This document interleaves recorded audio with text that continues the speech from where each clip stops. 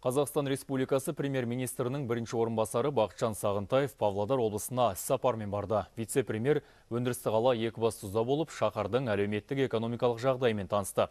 Осындағы іргелі өндіріс орындарын аралап, бірқатар тапсырмалар берді. Естеріңізге сала кетейік, Екібастұз еліміздің шағын қалаларды дамыту бағдарламасына енген болатын.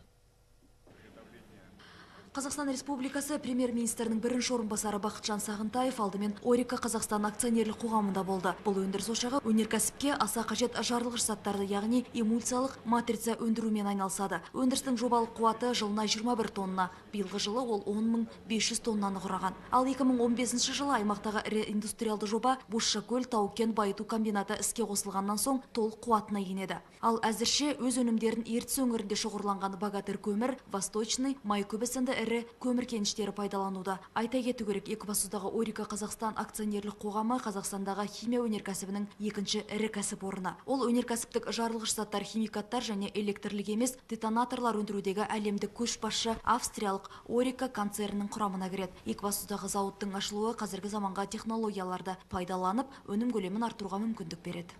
Нашим проектом қазір кәсіпорынның қуаттылығы осы көрсеткіштің жартысын қамтып отыр. Алдағы жоспарымыз өнім көлемін 2 есеге арттырып, толық қуатқа көшу.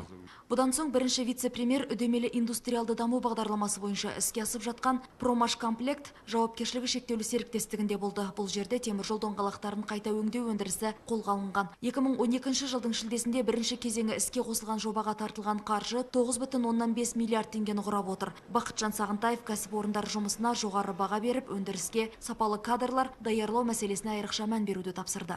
Негізгі үлкен жобалардың бәрі осы Екібастұзда орналасқан. Бозшакөлдегі кен байыту комбинатының құрылысы жүріп жатыр. 1-2 жылда сол бітеді. Соған да есепке алынған. Өзінің жаңағы шығаратын өнімінің көлемі бүгінгі күнге ғана есептелмеген.